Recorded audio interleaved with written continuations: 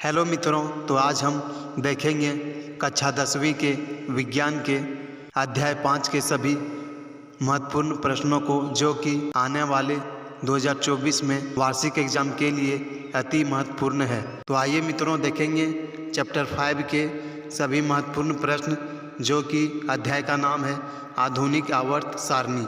तो आधुनिक आवर्त सारणी के सभी महत्वपूर्ण ऑब्जेक्टिव प्रश्नों को आज हम देखेंगे, जो कि 2024 में होने वाले वार्षिक एग्जाम के लिए बहुत ही ज़्यादा महत्वपूर्ण है। तो चलिए मित्रों शुरू करते हैं प्रश्न संख्या 1 से। प्रश्न संख्या 1, आधुनिक आवर्त सारणी में आवर्त की संख्या कितनी है? तो इसका उत्तर हो जाएगा 7। आधुनिक आवर्त सारणी में आवर्त की संख्या 7 है। हाँ तो मित्रों आइए अब देखते हैं प्रश्न संख्या 2 को। ऊपर से नीचे जाने पर परमाणु के आकार में क्या प्रभाव पड़ता है? तो इसका उत्तर हो जाएगा परमाणु का आकार बढ़ता है। आइए मित्रों अब देखते हैं प्रश्न संख्या 3 को, जो कि बहुत ज़्यादा महत्वपूर्ण है। वर्ग आई के तत्व क्या कहलाते हैं?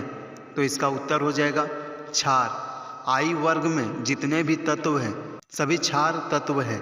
तो चलिए मित्रों अब आगे बढ़ते हैं और देखते हैं प्रश्न संख्या 4 को। द्वितीय आवर्त में तत्वों के लिए कौन सा सेल बाह्यतम सेल है? तो मित्रों इसका उत्तर हो जाएगा एल। द्वितीय आवर्त में एल जो है सबसे बाह्यतम सेल है, तो इसका उत्तर हो जाएगा एल।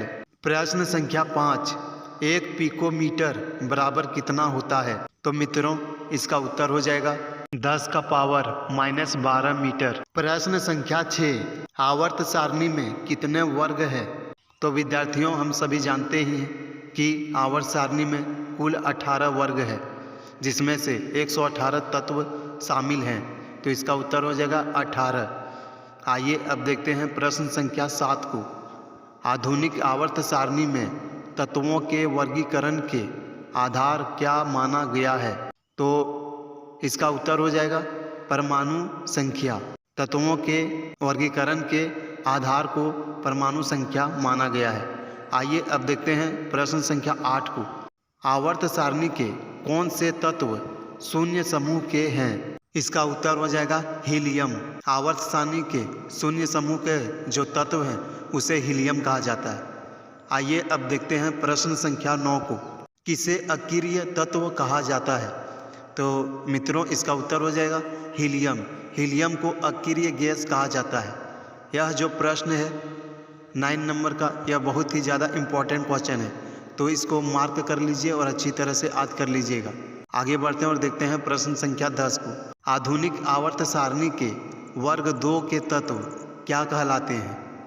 तो आधुनिक आवर्त का जो सारणी है जिसका वर्ग 2 है उसे मृदा धातुएं कहा जाता है। आइए अब देखते हैं प्रश्न संख्या 11। आधुनिक आवर्त सारणी में छठी आवर्त सारणी में धातुओं की संख्या कितनी है? इसका उत्तर हो जाएगा 32। छठी आवर्त में 32 धातुएं हैं। आइए अब देखते हैं प्रश्न संख्या 12 को। वर्ग 17 के तत्व क्या कहलाते हैं? तो इसका उत्तर हो जाएगा हैलोजन। वर्ग 17 के जितने भी तत्व हैं उसे हैलोजन कहा जाता है। आइए अब देखते हैं प्रश्न संख्या 13 को। आधुनिक आवर्त सारणी कितने ब्लॉकों में बंटी है? तो इसका उत्तर हो जाएगा 4। आधुनिक आवर्त सारणी 4 ब्लॉकों में बंटी हुई है। प्रश्न संख्या 14, जर्मेनियम और आर्सेनिक तत्व क्या है? तो इसका उत्तर हो जाएगा उपधातु। जर्मेनियम और आर्सेनिक उपधातु कहलाते हैं। आइए आगे बढ़ते हैं और देखते हैं प्रश्न संख्या 15 को। एम कक्ष जो है उसमें इलेक्ट्रॉन की अधिकतम संख्या कितनी होती है? तो एम कक्ष में 18 अधिकतम इलेक्ट्रॉन होते हैं, तो इसका उत्तर हो जाएगा 18। प्रश्न संख्या 16, मेंडलीफ ने अपनी आवर्त सारणी तैयार करने के लिए कौन सा मापदंड अपनाया था? तो यह वीवीआई प्रश्न है मित्रों, इसको बहुत ही अच्छी तरह से याद कीजिएगा। तो इसका उत्तर हो जाएगा परमाणु द्रव्यमान। मेंडलीफ ने परमाणु द्रव्यमान को अपना मापदंड बनाया था, तो इसका उत्तर हो जाएगा परमाणु द्रव्यमान। आइए अब देखते हैं प्रश्न संख्या 17 को। आवर्त सारणी के 18वें समूह में उपस्थित तत्व क्या कहे जाते हैं? तो इसका उत्तर हो जाएगा निष्क्रिय तत्व। 18वें समूह वाले तत्व सभी निष्क्रिय होते हैं, इसीलिए इसका उत्तर हो जाएगा निष्क्रिय तत्व। आइए अब देखते हैं प्रश्न संख्या 18। सबसे पहले प्लेटिनम को उत्प्रेरक के रूप में पहचान करने वाला व्यक्ति कौन थे? तो इसका उत्तर हो जाएगा डोबराइनर। डोबराइनर ने प्लेटिनम को उत्प्रेरक के रूप में सबसे पहले पहचान किए थे। आइए अब देखते हैं प्रश्न संख्या 19 को। आवर्त सारणी के प्रारंभिक विकास में किसका मुख्य योगदान है? तो इसका उत्तर हो जाएगा मेंडलीफ। मेंडलीफ के कारण ही आज आवर्त सारणी सक्सेसफुल हुआ है। हम लोग सभी जानते ही होंगे, जितने भी विद्यार्थी हैं सभी जानते होंगे कि मेंडलीफ जो साइंटिस्ट थे उसने मटर के पौधे से शुरुआत किया था इस सर्च को, और उसी की वजह से आज आवर्त सारणी एक कंप्लीट हो पाया है। तो इसका उत्तर हो जाएगा मेंडलीफ। प्रश्न संख्या 20। अभी तक ज्ञात तत्वों की कुल संख्या कितनी है? तो मित्रों इसका उत्तर हो जाएगा 118। अभी तक कुल 118 तत्व खोजे गए हैं। आइए अब आगे बढ़ते हैं और देखते हैं प्रश्न संख्या 21 को। न्यूलैंड्स के अष्टक सिद्धांत के मुख्य कमी क्या थी? जब न्यूलैंड ने अष्टक सिद्धांत दिया था तो उसमें एक कमी थी, तो वही इस प्रश्न में पूछा गया है। तो इसका उत्तर हो जाएगा केवल हल्की तत्वों के लिए। उसने जो सिद्धांत दिया था वो केवल हल्की तत्वों के लिए ही लागू हुआ था वह सिद्धांत। तो इसका उत्तर हो जाएगा केवल हल्की तत्वों के लिए ही ठीक से लागू हो पाया। आइए अब देखते हैं प्रश्न संख्या 22 को। वर्ग 1 वस्तु के तत्व क्या कहलाते हैं? पहला वर्ग में जितने भी तत्व है उसे एस ब्लॉक बोला जाता है। तो इसका उत्तर हो जाएगा एस ब्लॉक। प्रश्न संख्या 23। यदि किसी तत्व की परमाणु संख्या 12 है तो उसकी संयोजकता कितनी होगी?